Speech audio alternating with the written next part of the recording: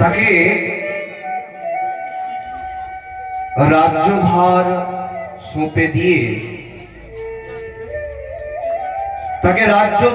সঁপে দিয়ে পঞ্চ পাণ্ডব চলে গেলেন স্বর্গারোহণে। এদিকে পরীক্ষিত রাজা খুব সুন্দর ভাবে তার রাজ্যকে শাসন করছেন, সবাইকে শান্তিতে রাখছেন, কেউ দুঃখে নাই তার রাজ্যে। অমন সময় তার সামনে কলি এসে উপস্থিত হয়। খুব মন দিয়ে শ্রবণ করুন। তার সামনে কে আসে? কলি। এই যে কলি যুগ চলছে, সত্য, ত্রেতা, দ্বাপর, কলি, এই যে কলি, সেই কলি কিন্তু আসে কার কাছে? পরীক্ষিত রাজার কাছে। এসে বলেন, হে মহারাজ, আপনার রাজ্যে তো সবাই সুখে শান্তিতে বাস করছে, আমাকেও তো কোনো একটা স্থান দেন যাতে আমিও সুখে শান্তিতে বাস করতে পারি। এক কাজ করুন,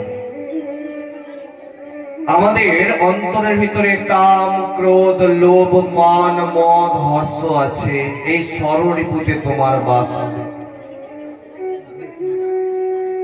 যে নিজের স্ত্রী থাকা সত্ত্বে অন্যের স্ত্রীর দিকে নজর রাখবে, তাতে তোমার বাস হবে, কথা সেই পুরুষে। আর সোনাতে তোমার বাস হবে। এই সোনা, লক্ষ্য করবেন, কোন নারীর বা কোন মায়ের স্বামী সোনার জল দেওয়া যদি একটা চুড়িও তাকে তৈরি করে দেয় বা বানিয়ে দেয়, যতক্ষণ পর্যন্ত সে বাড়ির আশেপাশের মানুষকে বলবে না, দেখ দেখ আমার সোনার চুড়িটা দেখ, আমার স্বামী দিয়েছে তৈরি করে, ততক্ষণ তার কিন্তু ঘুম আসবে না। সোনাতে কিন্তু খুব লোভ মানুষের। এই সোনাতে কিন্তু কলির বাস। পাশে ছিল পরীক্ষিত রাজার স্বর্ণ মুকুট রাখা। খুব মন দিয়ে শ্রবণ করবেন। পাশে ছিল পরীক্ষিত রাজার স্বর্ণ মুকুট রাখা। সেই স্বর্ণ মুকুটেই চেপে বসলেন কলি। আর সেই স্বর্ণ মুকুট পরে পরীক্ষিত রাজা যেখানে যেখানে যাচ্ছেন, সেখানে সেখানে তিনি খারাপ কাজ করছেন, গালিগালাজ করছেন, অল্পতেই রেগে যাচ্ছেন ইত্যাদি। একদিন সেই স্বর্ণ মুকুট পরে তিনি গেলেন শিকার করতে। এক হরিণকে তিনি শিকার করবেন, অমন সময় সামনে দেখছেন আর হরিণটাকে আর দেখতে পাচ্ছেন না। তার জল তেষ্টাও পেয়েছে অনেক। জল তেষ্টা, পিপাসা পাওয়ার কারণে তার গলাটা শুকিয়ে যাচ্ছে। সেই জন্য তিনি আশেপাশে জলের খোঁজ করা শুরু করলেন। দেখছেন অনেক দূরে এক গাছের তলাতে এক ঋষি তপস্যা করছে, যার নাম হচ্ছে সৌমিক ঋষি। তার কাছে গিয়ে উপস্থিত হলেন।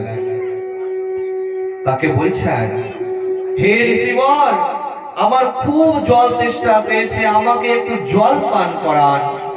কিন্তু সেই ঋষি ধ্যান করছেন, তার কথা কিন্তু তিনি শুনতে পাননি। আর শুনতে না পাওয়ার কারণে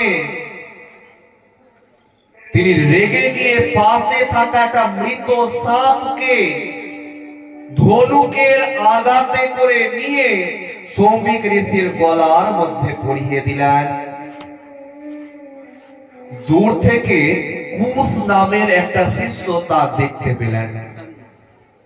সেই সময় কুশ দৌড়ে দৌড়ে গেলেন তার ছেলে শৃঙ্গি মুনিকে সমস্ত কিছু বলার জন্য, যে তার পিতাকে কে অসম্মান করেছে, সে তার পিতার গলাতে মৃত সাপ পরিয়ে দিয়েছে। তখন শৃঙ্গি মুনি কৌশিকী নদীর জল নিয়ে কমণ্ডলুতে করে হাতে জল নিয়ে অভিশাপ দিলেন।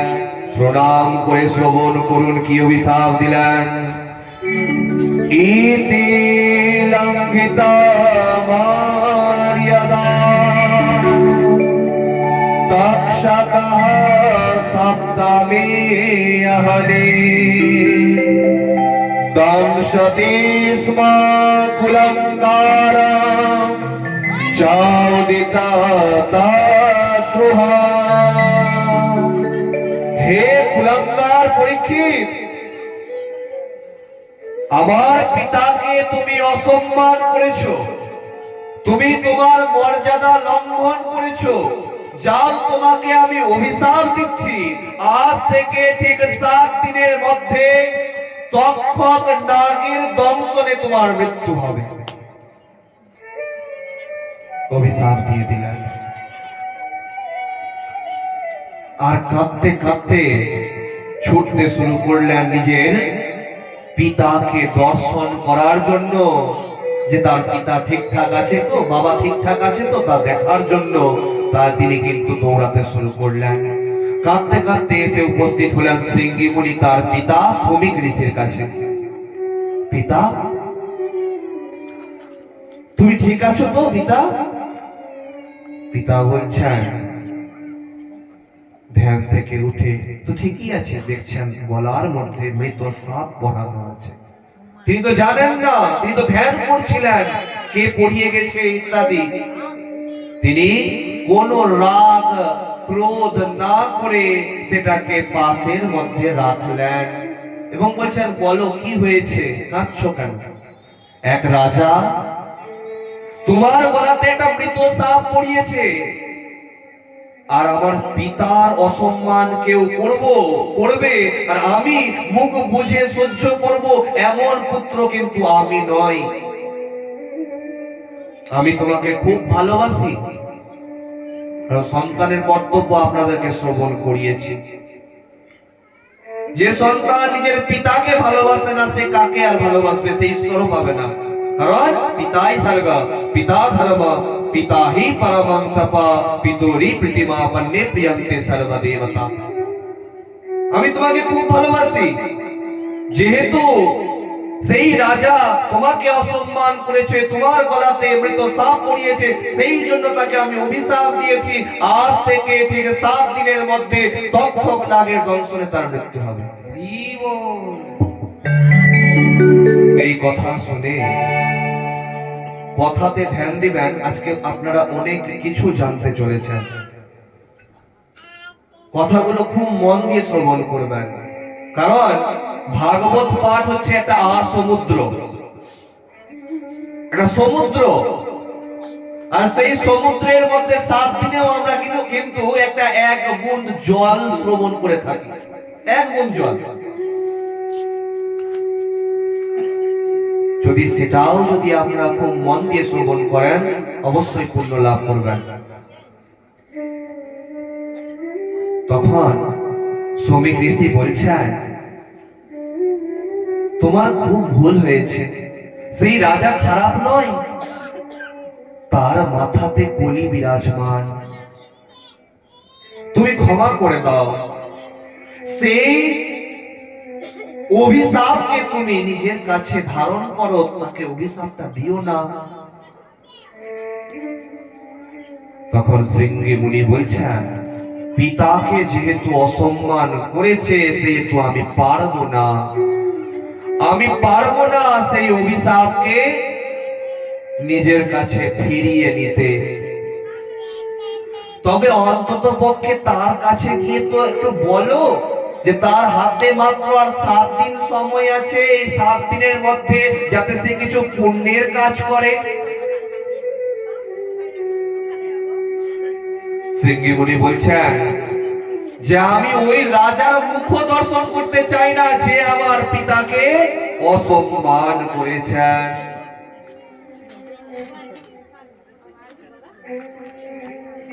যে আমার পিতাকে অসম্মান করেছে তার আমি মুখ দর্শন করতে চাই না। তখন গৌর মুখ নামক একটা শিষ্যকে পাঠানো হলো যে যাও, তুমি রাজাকে অন্ততপক্ষে বলে আসো যে রাজার হাতে মাত্র আর 7টা দিন সময় আছে, 7 দিনের মধ্যে সে মারা যাবে। তখন সেই গৌরমুখ নামক শিষ্য গেলেন সেই বার্তা নিয়ে, যখন বলছেন পরীক্ষিত রাজাকে, রাজন আপনার হাতে মাত্র আর 7 দিন সময় আছে, আপনি 7 দিনের মধ্যে মারা যাবেন। এই কথা শুনে হাসতে শুরু করলেন সেই রাজা। গৌরমুখ সেই শিষ্যটা মনে মনে চিন্তা করছেন, মৃত্যুর কথা শুনে হয়তো পাগল হয়ে গেছে রাজা, কারণ মৃত্যুর কথা শুনে কে হাসে এমন করে। তখন হাসতে হাসতে বলছেন রাজা, আমাদের সবার হাতে ওই 7 দিনই সময় আছে। চিন্তা করুন, আমাদের 7টা বার আছে। আমরা যবেই মরি না কেন, যত বছরই বাঁচি না কেন, ওই 7টা দিনের মধ্যেই কিন্তু আমরা মারা যাব। কেউ রবিবার মরবে, তো কেউ সোমবার মরবে, তো অন্যজন মঙ্গলবার মরবে, তো মরবে ওই 7টা বারের মধ্যেই। যখন হাতে আমার মাত্র আর 7 দিন সময় আছে, তবে কিছু পুণ্যের কাজ করতে হবে। তার ছেলের নাম হচ্ছে জন্মেঞ্জয়। সেই জন্মেঞ্জয়ের হাতে সমস্ত রাজ্যভার দিয়ে দিলেন এবং দিয়ে দিয়ে তিনি চলে গেলেন গঙ্গা তীরে। কেউ বলছেন জপ করতে, নাম করতে, দান দিতে। তখন উলঙ্গ অবস্থাতে সেই সুখদেব আসছেন, আর ছোট ছোট বাচ্চারা তাকে পাগল মনে করে ঢিল মারছে। কেন? উলঙ্গ আছে যেহেতু, সেহেতু কি করছে, ছোট ছোট বাচ্চাগুলো ঢিল মারছে, অসম্মান করছে। তাতে তার কিন্তু কোনো রাগ হচ্ছে না। তিনি এসে সেই পরীক্ষিত রাজাকে বললেন, চলো আমার কাছে তুমি 7 দিন ধরে ভাগবত পাঠ শ্রবণ করবে। আর এই 7 দিন ভাগবত পাঠ তুমি যখনই আমার মুখ দিয়ে শ্রবণ করবে, তুমি অমর হয়ে যাবে। কেন অমর হয়ে যাবে? সেই সুখদেবের বৃত্তান্ত আপনারা শ্রবণ করেছেন সবাই। যারা গল্প করেছেন তাদের কথা বলছি না, যারা শুনেছেন তাদের কথা বলছি। যে সেই সুখ পাখি অমর কথা শুনেছিল দেবাদিদেব মহাদেবের কাছ থেকে, সে তো অমর ছিল। আর সেই অমর কথা সমেত সেই ভাগবত রূপী এই অমৃত কথা যখন একসাথে একত্রিত হয়ে সেই সুখদেবের মুখ দিয়ে পরীক্ষিত রাজা শ্রবণ করলো, তখন তার আত্মা এই ভাগবত রূপী গঙ্গার মধ্যে প্রবেশ করলো। আর তার শুধুমাত্র শরীরকে তক্ষক নাগ দংশন করলো। প্রেম সে বলিয়ে পণ্ডিত রাজন কি জয়, প্রেম সে বলিয়ে বাঁকে বিহারি লাল কি জয়, প্রেম সে বলিয়ে রাধে রাধে।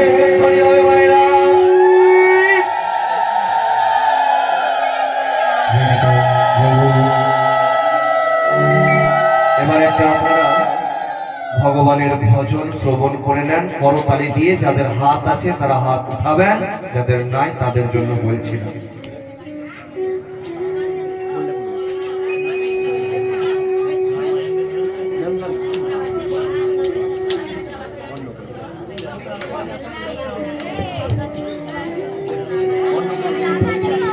শ্রী রাধে।